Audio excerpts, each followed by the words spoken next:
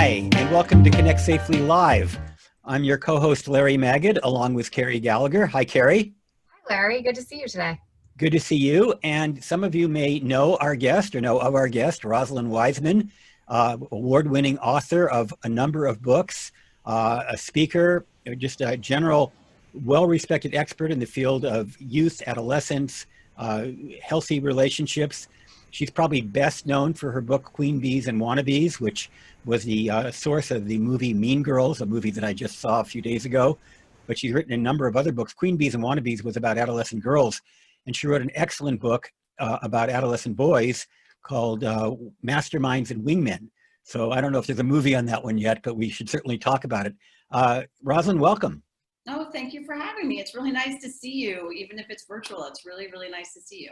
It is virtual. And, I want to start out with what I call the elephant in every room today, which is the COVID-19, the social isolation, what's going on in our society right now. I do want to segue into some other stuff, of course, but at the moment, it seems to me that the conversation is ripe for some areas of expertise in terms of social emotional learning, dealing with anger, dealing with fear, dealing with all the issues that you talk about so much in your work.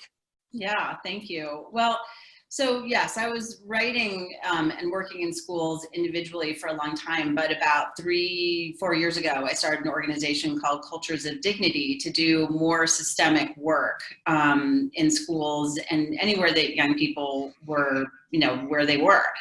And so I think what we are doing now, and it's what we do all the time, is we recognize that young people are the subject matter of experts of their lives. And so when we are in a place of great change for schools and education and what that looks like, and for some young people it can be helpful, and for a lot of young people it's not. And so we need to go to young people and find out what their experiences are and how they want. We're not going back to a normal. And frankly, I would say, Larry, I don't know, Carrie, there were a lot of things about what was normal before that I didn't like.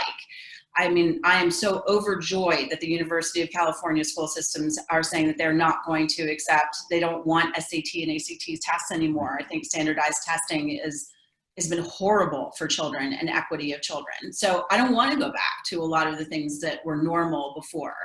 And we need to go to young people and have them tell us and work with us and collaborate with us on creating a normal future that is much more conducive to what they need and what we need for them as they become, and we desperately need them to be critically thinking citizens who can contribute to making our communities stronger, better, more civil, online or not online. I think I love what you're getting at there. And I'm wondering, how have you seen adults really successfully seek out those perspectives? And is there a way that we can leverage some of those online tools that you were just hinting at to learn from the children and adolescents that we need to learn from? Sure. Well, here's the thing that I think we need to do is to be, well, let me say it to you this way. I don't write an article. I don't write a book. I don't do a presentation.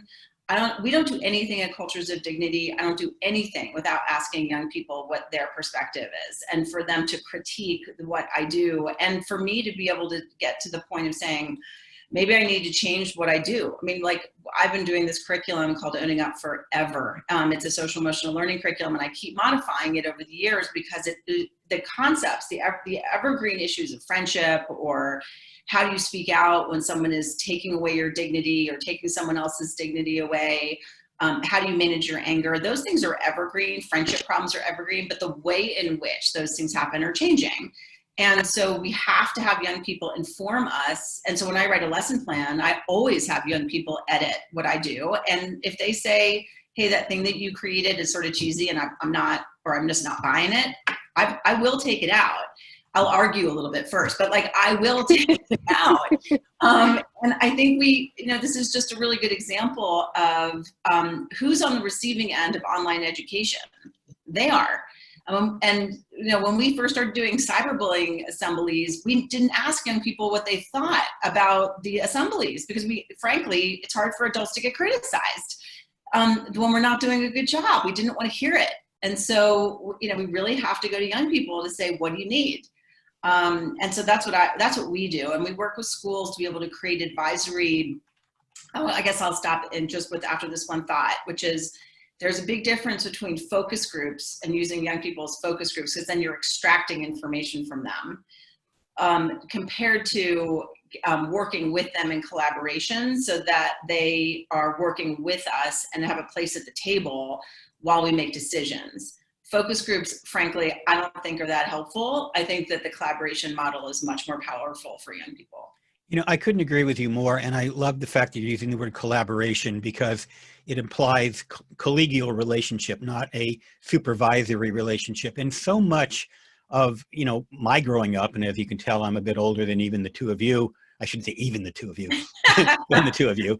But the fact is that when I grew up, and I suspect even when you grow up, there was this attitude where children were essentially subservient to their adult teachers, parents, authorities. And that's still pervasive in our society. In fact, the United States is the only country that hasn't ratified the children's, the rights of the child. Rights of the child. And it's more complicated. I don't want to simplify that discussion. But bottom line is that this attitude that somehow children, that it should be seen and not heard, that adults, they must respect adults, and we should respect each other. And I love the fact that you really work and talk about the mutual respect between children and adults. And of course, the best way you can get respect is by respecting other people. Yeah, I mean, there's two things. I mean, one is that I think the control and compliance model of education, which was the basic structure of education forever, is very much skewed towards poor children with less economic resources, of course, and children of color are disproportionately very much impacted still to this day about a control and compliance model of school, whereas there's lots of schools in the country that are very much based on, this is a lack of equity issue, where schools are realizing, where there are schools who are, where the control and compliance model is not so in their face. I mean, I really think that we need to openly admit how much control and compliance models are disproportionately impacting young people based on race and socioeconomic class. And then the second thing is that respect for young people is a very loaded, problematic word. And I think it's for good reason. It's why our organization is called Cultures of Dignity, because dignity is the inherent worth of all people, and respect is based on your admirations of someone's actions. And the reality, and this is the easiest way to say it, is that for the people who are watching right now, is that if you think about the person you respect, like visualize the person you respect, especially when you were a child, that usually, pretty much my experience is, everybody feels that the person they have in their mind that they respect is somebody who treated other people with dignity, with worth. Didn't matter how much money they had, their position, or anything like that. And so the conundrum that we are consistently in, and it's just getting much more in our face, but it's always been the case, just young people know this, like really like in their day-to-day experience, is that young people have experiences in their real lives and in their life online where they're consistently seeing adults who demand respect but do not treat other people with dignity.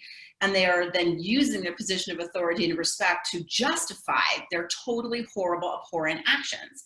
And young people look at this and say, I'm not talking to you about respect, because respect is a compliance issue. It's not an issue of you treating and recognizing my dignity. So when we have young people disengaging from us, I think they have very, very good reason for it. Yeah, so to follow up on that, I think one of the examples of like a scenario where I've seen this happen is when I see colleagues at school, or I hear parents kind of discounting the value of interaction that happens online for our children and adolescents. And one of the ways, and I happen to work in boys education right now, and other parts of my career I've worked in co-ed education, but primarily in the social interaction that happens while gaming is something that for whatever reason, adults seem to be more okay with social media than they have been in the past. That's, I think, maybe because more adults are on social media now, right? But gaming is still something that's largely discounted.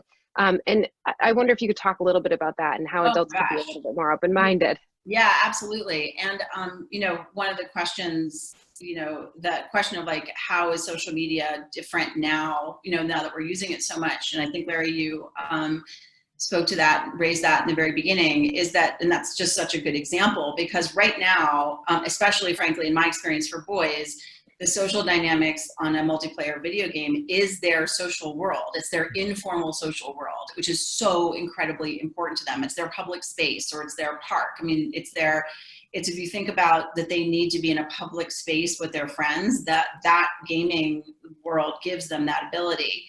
And what I've seen is that before the pandemic, that young people were, if they were playing multiplayer games, they were talking to people sort of that they didn't know in real life.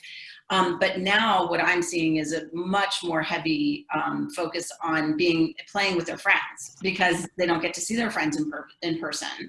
So I think that's incredibly important, because I've seen parents, and I've had parents talk to me about, like, my child is not like FaceTiming their friends. Well, it might be really awkward to FaceTime your friend. Like, some kids like that and like to do their homework, like put their phone up with their friend and watch a movie with their friend, whatever. FaceTime. My 11-year-old does that. She did she did a history project all morning while on FaceTime with her best friend. Yeah. I think, I don't have numbers on this. I just know that anecdotally, I'm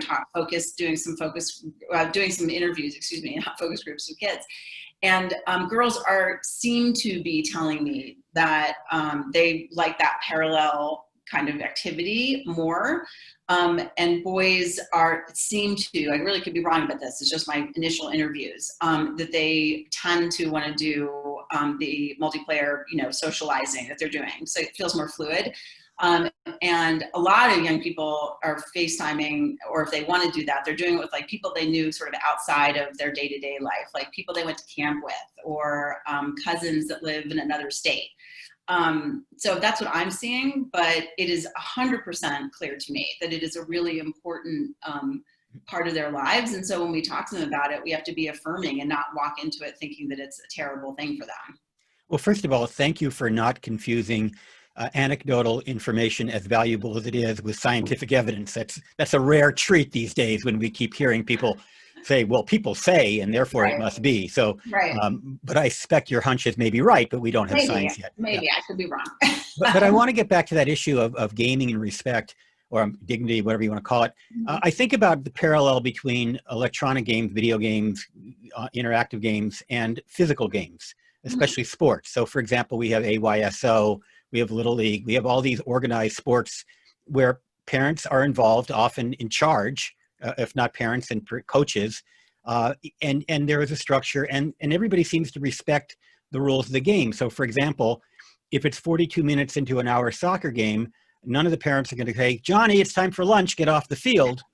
But if your kid is in the middle of a video game and they're competing and they're collaborating and there's a lot of people involved, a lot of parents have no qualms about saying, you need to get off right now, not understanding that it's no different than being in the middle of a soccer game.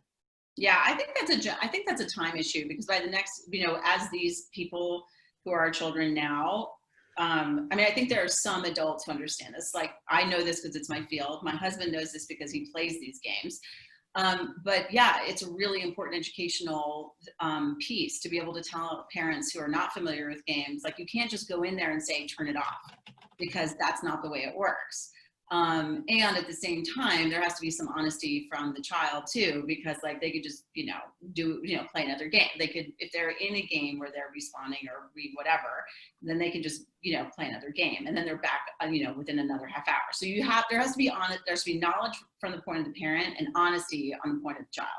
So you actually anticipated my next question in a way, which is the line between being sort of an oppressive parent, overly regulating your parent, and being an absentee parent and not exerting whatever positive influence that you ought to be exerting to your child, and not allowing the child to get away with things that they shouldn't be doing. And how do you know where that line is and approach that? Oh my gosh. Well, geez. That's something that I think about in my life quite a bit.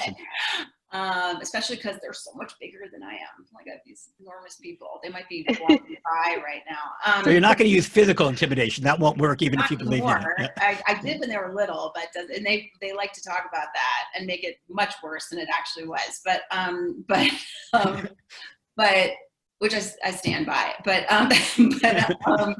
We'll get into that later. Right. Yeah. No, whatever. It's fine.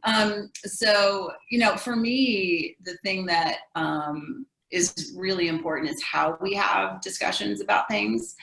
So so this is the way I look at it. There's many ways to look at this, but there are times of discussion, and there are times when having a discussion is not it's not appropriate. And so like, this is the same with teaching, right? Like if you're teaching and you are walking down the hallway and you see a kid and you start having an argument with that child, or they're doing something wrong and you need to get them on task or get them to sort of to be consistent with the school values and the way they're behaving, this is not that time to have like a 4-hour conversation about things, because that child has to get to class and you have to get to class.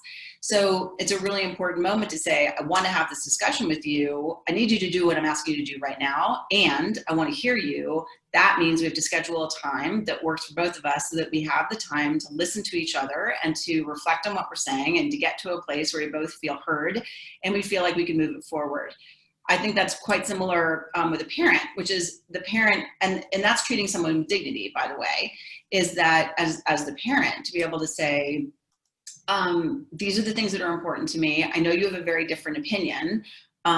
Here's where we need to go right now. And we need to be able to structure the way we speak to each other in a way that we can get to a better place. Knowing, by the way, that we're probably going to have variations and iterations of this discussion countless times. And you are going to be really frustrated with me, and I will be really frustrated with you. And that is what being a family is. And as long as we really focus on listening to each other, which I define as being prepared to be changed by what we hear, and self-reflect, we can get to a better place. So I really see this oppression thing as to take a step back and to say, like, how am I showing up in a conversation or in a relationship with my child? And what do I need to do differently? And how do I need to create a structure that gets us to the success, to the goals that we want? As long as if we get to a place of like, no, he has to do this because I'm his parent, I think you're going to lose the larger lesson you're trying to impart. Right. Yeah. So I have an interesting ongoing situation with my own child right now. So I can share bits and pieces of it with you. Obviously, under these remote learning situation, it's so different than what she was experiencing in school before. And she's in 2nd grade, right? She's 8 years old. And so it's, she's being asked to do a lot of learning independently at an age where she's not really an independent person, right? I mean, developmentally, she's just not. And so she hasn't really completed all of the work that has been sent her way over the past 2 months. And she had an unfortunate interaction with a teacher this morning, sort of saying to her, at least this is what she reported to me. So this is what she heard. Whether or not it was said this way, again, I don't know. And I'm working on communicating. You are a teacher, because you're like, right. I'm working on me. Right. So and I'm working on communicating with the teacher to figure out where we are while advocating for my daughter, of course. That grades are coming out soon, and you better get to work. Ooh. Or yeah. So right. So I wonder, I mean, I know our teachers are overstretched right now, and I'm a teacher. I know our parents are overstretched right now, and I'm a parent, and I mean, everybody, and it's not, and everyone is. When we're in the midst of our own stress, right? What are some of the strategies that we can use as teachers and as parents when talking with children and adolescents to try to make sure that they're feeling respected, but we're also kind of, I don't know, I think sometimes adults have a hard time being honest with kids about, like, I'm struggling with this right now too, right? Sure. Yeah. So maybe you could speak to that a little bit. Yeah, sure. Well, so in the language stuff that I would advise is to say something like, I don't know what it's like to be your age right now. And I was your age once, but I don't know what it's like to be your age right now. And that it's more complicated now. By the way, it was more complicated for them anyway before the stay-at-home and pandemic, but it's yes, it was. Yes. So I would really caution parents to not say, or teachers to say, I know what it was like, I was your age once. It's similar to when a principal or a teacher says to parents, I have children, I understand what it's like for you. Because you don't have the same children. And so it doesn't usually, it's not, the intention is not to come across as putting somebody down, but it's a really alienating thing to hear, even though it actually, oftentimes the intention is the opposite. So I would say, as the parent, I don't know what it's like to be you, and I really need to listen. And within that conversation to say, I'm struggling to manage my work and being with, all of this stuff that we're doing. But as a parent, you also need to say, And as your parent, we're going to get through this. And it's really important that you know that, like, I can get through this even though we're struggling, you know, and I'm struggling and it's stressful. And sometimes I can feel really down, but know that I'm really working on that. We're going to be okay. We're going to focus. We're going to be okay. I'm going to take care of the things, because that's what our children need to see and hear in the way that we role model. But actually, I mean, I have tools that I think that might be really helpful for people about this. And Larry, you had asked me in preparation, so may I just, you know, when Please, you yeah, ask me the questions, absolutely. may I go? Yeah. So we have this like lots of curriculum that's like a lot, right? And people's bandwidth is like this much right now. And so what we've done is we've created these things called tiny guides, and there are 18 of them. And some of them go through like what dignity is and what it looks like. But then there's also little tiny things that go in the core social emotional learning and concepts that we need to have overall, but especially right now. And so one is called emotional hijacking, and one's called emotional granularity and anxiety and anger and frustration points. And like, so it goes over all of these different things. And emotional hijacking is, right, Carrie, to your point, is like when you have a moment that your emotions hijack your ability to think your way through something, and being able to recognize that when we have feelings, and those feelings are real, feelings are definitely real, but they're not permanent. And you can process and get to a place where they don't have to control you in that moment. And that's what emotional hijacking is. And if you understand that, and you can put names to your emotions, then they don't have as much ability to control you, or to control you for as long. So I would really encourage people to look at these tiny guides, because they're so bite-sized and they give you exactly what you need in the moments of like, oh my God, I'm going to lose it. Yeah. Really, No, I love, you know.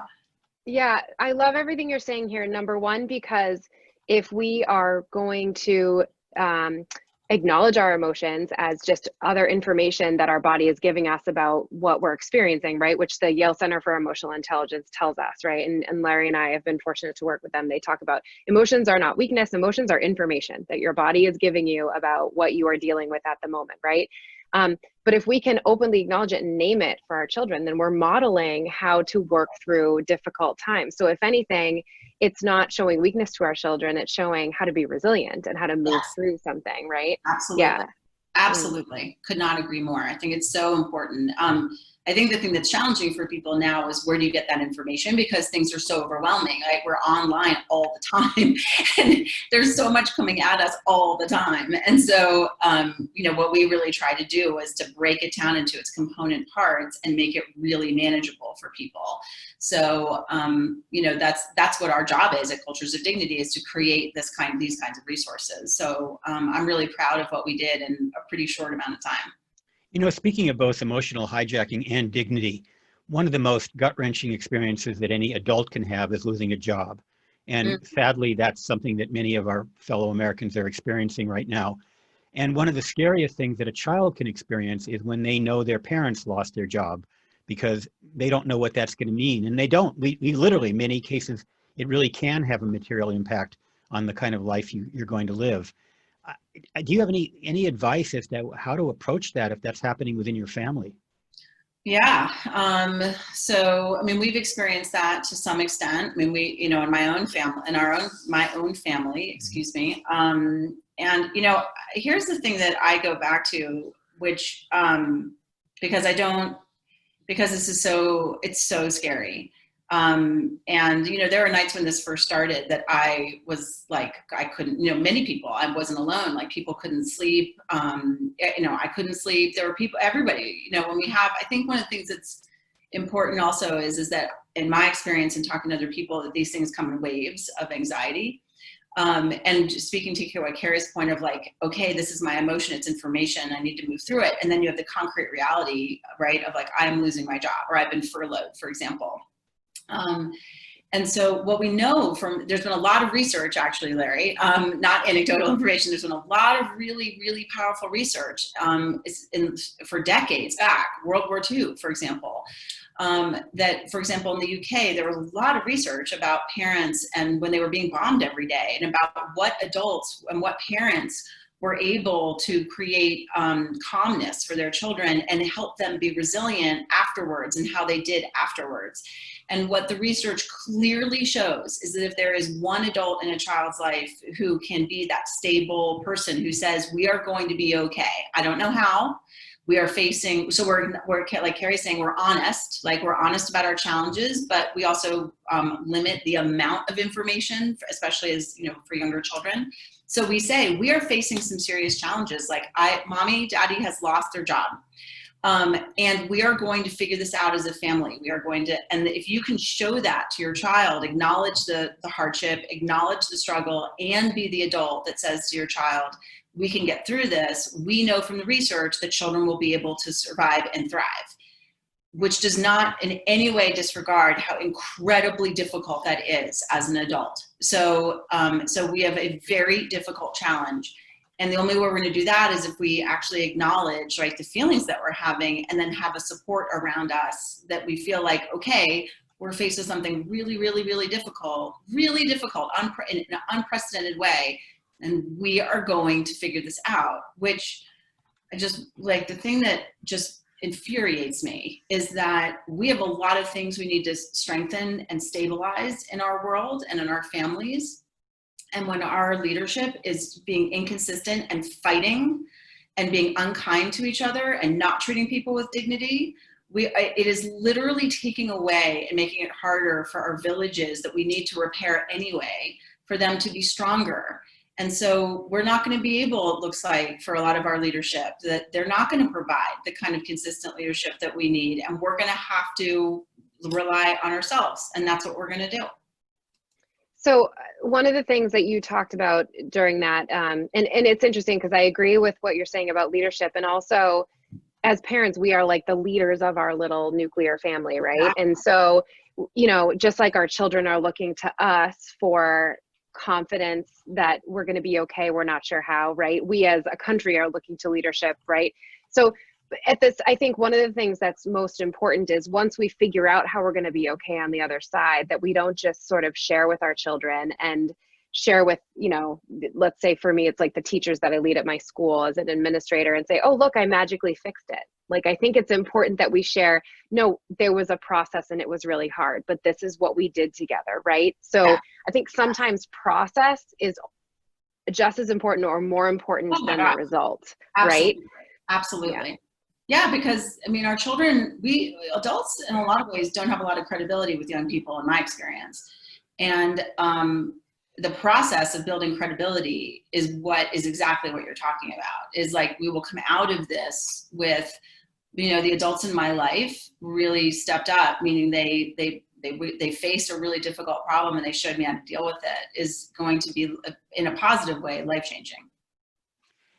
Rosalind, to change the subject for a little bit, your two of your books, as I mentioned earlier, Queen Bees and Wannabes, dealt with girls, and your more recent book, Masterminds and Wingmen, dealt with boys. And I was wondering if you would talk about, first of all, why you decided many years later to do a book on boys, and what are the fundamental differences between girls and boys when it deals with so many of the issues that we're talking about?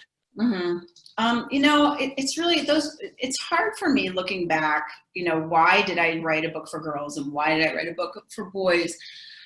Oftentimes, I don't know if it's revisionist history on my part, because, it is true that girls in general tend to have friendships that, for various reasons of our culture, that they tend to have friendships that are where they have a harder time telling each other when they're angry. They do it more surreptitious ways. Boys in general, because of our culture, get lessons from us directly about not expressing emotions except for anger. And we can say like, well, we don't do that. That's just sort of the overall culture, or you can blame like our leadership for that. But no, we got to look in the mirror about this, actually, because, for example, like one of the things that that people say oftentimes about like, oh, girls are so much harder than boys. Boys just fight and it's over. Girls, never let go of, like, they hold grudges, things like that. So if we think about that, what we think about is that when we say things like that as adults, what we're doing is we're reinforcing gender stereotyping and limitations. So what we're saying to the girls is, you can expect to have terrible friendships and relationships with girls that you can't trust. It's going to be hard. Instead of saying to them, you know what, relationships are hard, people get into conflicts, you can manage this and get through it. And then we say to boys, you know, you're just easy. And then that actually denies them an emotional life, a complex emotional life, or like, you just get over things. No, they don't. Lots of times what boys do is they often will just hold things because they don't think that there's a point in actually talking about it because nothing will change. And so boys will sit on stuff and sit on stuff and sit on stuff until they explode. And then they become the problem. And we penalize and punish boys for being the problem instead of seeing the larger context in which they're living in. And so I really want us to think about the things that we ourselves say that contribute to the problem, like this thing of girls are hard and boys are easy. So, you know, when I wrote those books, the thing is, again, like everything, like I said in the beginning, I wrote them with boys and girls. And I think that also the way in which parents communicate with their children is very different based on their gender. And so having boys talk about that and talk about the kind of relationships they want with the adults in their lives was really important, because they're often not given the opportunity to talk about what they want. They're just told what they should not be doing. Right. So I think it's really important for them to be able to have that, to be able to come forward and say, this is what I want in my friendships. This is what I want in my sexual relationships. This is what I want in my family relationships. We have to give boys, ironically, sort of more voice to talk their truth, even when I know that the sort of stereotype is that, and research will back up some of it, that boys talk a lot more than girls in some venues. So it's, you know, so writing those books was a way to be able to bring forward what boys and girls' social lives were like, and what relationships were important to them, and what they needed from people. Mm-hmm. That was really the basis for writing both of those books. And speaking about gender differences, and I don't like to stereotype either by gender or race, but if you look at the newspaper, you will frequently see stories about typically young African-American men, teenage boys, young men, getting into very, very frightening situations, sometimes being literally killed as a result of violence, whether it's between peers or in many cases police. I mean, what impact is that having, and how do we even begin to parse what's going on right now? You know, I have to steer people to Heidi Stevens wrote in the Chicago Tribune, I think it was today, wrote an amazing op-ed about white privilege and not seeing the connection between what happened in Central Park with Amy Cooper and what happened in Minnesota. And I really strongly suggest people read it. And Teaching Tolerance posted some things, you know, they do wonderful work. They posted some things about how traumatizing and re-traumatizing it is for young people of color to be seeing on social media, Instagram, wherever, these constant things, visuals of Black people being murdered by, or being humiliated, or being dehumanized by other people, by white people, and the white people not having to deal with the consequences of that. I think it's really important for us when we think about social media, by the way, that you know, young people of color have to see this. Not only do they live this in their daily reality, and this is what they think about of their daily lived experience, but then they are re-traumatized by these images that are coming on social media all the time. And so if you're in a position of race privilege or other kinds of privilege, and I'm deeply, deeply thinking about this right now, I think about it a lot, but unfortunately we have these moments of having to even like really just like, what can I do? Is we've got to take responsibility for this in whatever way we can. Like, we all have to take responsibility, because people in our community, in our country, are suffering. And they not only are they suffering, but they feel that there is no recourse. And that when the question of like when the lootings are happening and are reported on yesterday, but we focus on the looting as the biggest problem compared to the systemic issues that people are dealing with, it's just mind-blowing to me. You know, one of the things that I found particularly disturbing about that Central Park situation is that the woman wasn't an overt racist. She wasn't somebody who had had any history that we know of overt racism. She just had a visceral reaction, and it was a reaction that I fear is probably more common than we think it is. That doesn't excuse her behavior. Yeah, but I saw people in her that, you know, I know. frankly. Yeah, I think what's interesting, and I think this is the power of culture, right? Is that, so it's that's a really interesting point, because when I work with young people and I set them up in a situation and say, tell me what you normally, just don't think about like, just role play something, or like talk to me about how the script would normally go in a situation. You just know, right? Like, so for example, no one sits down with a group of teenagers. No one did sit down with a group of teenagers when cell phones first had cameras and could record things and say, okay, everybody, when somebody gets into a fight, everybody's going to take out their phone and record it. But it became a norm, and it became a script of what you did. Similarly, you know, Amy Cooper doing what she did to use words and use the system, the institutional system of calling the police to then go to a public park that is using words to endanger the life of a Black man. And she knew that script.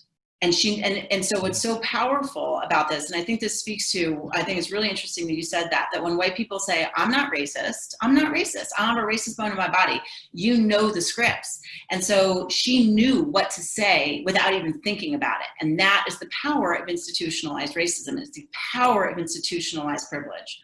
Mm-hmm. Yeah, this is, I mean, watching these three stories kind of unfold over these past few days. It's for a long time, as my children were growing up, I was trying to kind of shield them from the news because there was never really any good news, and I wasn't ready to process it with them. But these stories in particular are something that I've really made sure to process with my children, because you know, it's sort of recognizing your identity and where you fit in society, but then also starting to build empathy and recognize that others have their own identity and their own fit. And if their fit is not as safe or comfortable as your fit, there's something you can do. And maybe it's not participating in a protest or signing a petition, but there is something that you can do. Yeah. And signing petitions on social media, who cares? Yes. Who cares? It doesn't do it, like it doesn't, it's not an act of courage to sign a petition. Right? It's like, what do we do in our various capacities? Everybody has privilege and everybody has different kinds of lack of privilege. What do we do to be able to heal this country? What do? We have to do this because again, people in positions of leadership are not doing it. And so, I mean, we are seeing it in some in Minnesota, I will say, about the police chief. And, you know, it's not like I'm not saying this wholesale, but we don't have consistent ethical leadership talking about these issues. And we have to take the ownership of it. Yeah. If anything, we need to develop scripts that are like flipping that script that you were just talking about. Like, instead of us having a very familiar script that like this woman used in the park where she's saying, but I'm not a racist, but she used this script. We need a script for the reaction to these situations so that we're all clear that it's unacceptable and we know what to say and what to do. And it doesn't come out of and it's on us to develop it. Right? I mean, Larry's point is really well taken, right? Like there are people, right? I mean, it can come out of our mouth without even realizing it. So that level of self-reflection and ownership is what we've got to, what we have to start with. I would go further than institutional racism and think of it as cultural racism. I am very much aware that growing up white and male has embedded in me certain reactions. And I've been thinking about this since my 20s. So it's not like, you know, I woke up yesterday and said, oh my God, could I have said this? But I am aware of that. And I think it's really important that people have those conversations and be aware. None of us are perfect. We are all creatures of our experiences. And, you know, I've given a great deal of thought to this Amy Cooper situation. And again, her behavior was horrendous, but I think she, in some ways, is a mirror that we need to look at and think about our own behavior. Definitely. So I'm totally switching gears here, and I'm fascinated by this conversation. Not just fascinated intellectually, but I think like emotionally, this is something that I've been feeling very drawn to and connected with. So I appreciate all of this. We do have a question from our audience, and that's something, since we're a live show, that we try to make sure we honor. So I wanted to ask from one of our audience members, this is going back to our conversation about distance learning and the toll it's taking on our children, and providing them with some reassurance and some feelings that they're being listened to under these circumstances. So one of our audience members asked, what can we do for kids who are actually flourishing while distance learning because they're introverted, or because just being in the cafeteria creates anxiety. And under these circumstances, they're better able to control their interactions. And how do we listen to them moving forward? Yeah. So not unusual. I'm absolutely hearing that. I have so many middle school and high school students telling me that online learning, that one of the benefits of it is they don't have to be socially on. You know, they don't have to put effort into creating whatever look and appearance and whatever, so they can get down this, you know, be in the cafeteria, for example. So that is not unusual. That child is not alone.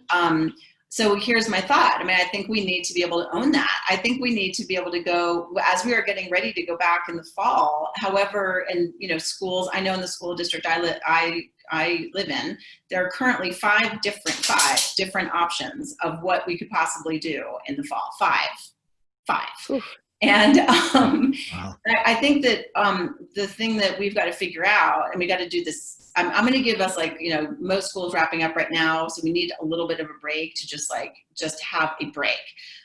After we take a break, now I'm thinking like late June, you know, and I know is that we start thinking about, okay, how do we make this so that this child, for example, can claim the education that they want when they go back?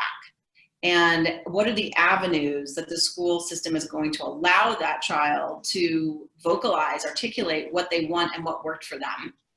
And I think it's going to be really challenging and really interesting about, you know, if the child needs to go back to school, if we go back to some extent regular school, I'd like for schools to think about what it looks like for children. I mean, children need to eat, right? Like, there's a lot of children in public schools who, this is the way they get their food. They need to eat. So we can't stop children. The mechanism of feeding children is really important. And we have a situation where that can be really stressful. So how do we work within that? And I think that is what I said in the very beginning, is young people actually have a lot more answers than we give them credit for. And that when we collaborate with them, we can come up with answers that we could never, that seemed insurmountable, right? Or really difficult. And I think that we can get to it if we ask them. Rosalind, there's another question, which is really something that's been on my mind, because my daughter lives in an apartment complex with a lot of children, many of whom are not obeying social distancing.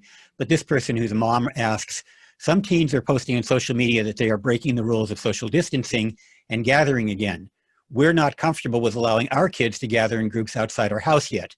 How do we handle this difficult period when families have different values of what is safe and it's being posted on social media? Yeah. So I'm living that world too. I had some kids in my house last night. It's almost like my house is, we've sort of separated the house. So like where my husband and I are, and then there's a room where, because we have teenagers, like where they can be. And then the next morning, like I did this morning, I cleaned the kitchen and disinfected it and disinfected the bathrooms and all that. So here's, you know, it is a natural physiological drive for young people to be together and want to be together. That's the case for all of us, but it's just the strongest for young people. So we're going with, the challenge is not just the superficial need to be together. It's a fundamental drive that they have. And I think that's actually the first thing to remember at all times, is that they're not just, they might look like they're being superficial and disrespectful and not caring about other people's health and safety. And the news loves to like pick up the, like, you know, somebody acting like a fool about this kind of stuff. So it looks like they don't care. And some people might not care, but I also think that what's important is, and this is what I would ask as a parent, to your children, is what is the meaningful relationship? What's going to be meaningful to you right now? Like being in big groups, not respecting social distance. I'd like for young people, and I'm talking about like sort of teens and up, to be able to recognize, well, what is it that's a meaningful relationship to you? And what does that look like? So that they are creating a vision of what that looks like. And then that can be, and being in a huge group, partying with no social distance situations and not taking care of yourself and not cleaning up afterwards, that is not acceptable, right? So I'm trying to move in between these like realities that we have. And as a parent, I think this is what I know, and this is what is that people are going to have different expectations. And so what we're doing in my life is we're calling the people, when I have spoken to the let's say my children's parents, my children's, no, that's me, my children's friends' parents, about what we're doing and what we're not doing and how we're doing it. So that's what we're doing, which means you got to get on the phone. And I guess the last thing I would say is my comfort level has been the close group of friends. Somebody could have a very different, very legitimate argument about like, that's ridiculous because you have no idea what the friends are doing. But that's what we're doing. And then we're talking to the parents of those people. And what about sexuality? I mean, kids, the age of your kids are often, even if they're not having sex, they're kissing, holding hands. There's a lot of intimacy between people of that age. And that's scary right now. I mean, it's really hard. I was talking to a group of, I was talking to this wonderful group a couple days ago of college students who have come home. I mean, honestly, for the people who are watching this, I mean, you can imagine that you were in college and you were doing what you were doing and having a really good time. And then you had to come home and you're caught between your family's safety and these very understandable drives and for independence and sexuality and expression of sexuality and just human connection and intimacy. These are human drives. So, I think that the most important thing is to actually honor it and acknowledge it first and foremost. Like, this is really like, acknowledge it, acknowledge that like this is a reality. And then I know from young adults that I'm talking to that some of them have, sexual relationships with people that they know have been safe, and that's the person that they are interacting with. And that to me seems like a good compromise. So I'm going to go back a little bit, and I know we have to wrap, to what you were talking about with the 5 scenarios that your school district has. Oh yeah. And I'm leading one of the committees that's working on one of the scenarios for my school, and we're going to have 3 scenarios. And as you were talking, it occurred to me, I think part of our process will include students, but it's more of after the adults have talked. So you're causing me to listen, potentially change who I am as a result of listening and reflect. So I really do, I appreciate that, that perspective a great deal. I think that's important to consider because they've experienced this just as much as we have. And so they have more to add. Yes. Thank you. That makes me feel great. Yeah. Larry, do you want to take us away there? Yeah, first of all, I just want to thank both of you. Carrie, as always, you added so much to the conversation. It's such a pleasure getting to see you twice a week. Carrie and I live on opposite coasts, so this has been and this is one area where COVID-19 has actually brought people together. Yeah. Because it would be difficult for us to have impossible to have regular physical meetings under any circumstances. And Rosalind, it was great to see you again, and so good to get your wisdom. Do remind the audience how they can get to your website if they want to get some follow-up. Sure. Thank you. It's culturesofdignity.com, and particularly look for those tiny guides because I really think that they can be helpful for people. So culturesofdignity.com, you can find us. And for those watching this live, I want to remind you that it will be archived on Facebook as well as YouTube and at ConnectSafely.org/live. So if you want to watch it again, I've watched Mean Girls more than once, so maybe you might want to watch this. But seriously, share it with your friends because this is something that I think that a lot of parents and educators can get a lot of value from. So I do hope people do share this. Thank you so much, Carrie and Rosalind. My pleasure. Thank you. Thanks. And Carrie, so good to see you too. Yes, thank you both.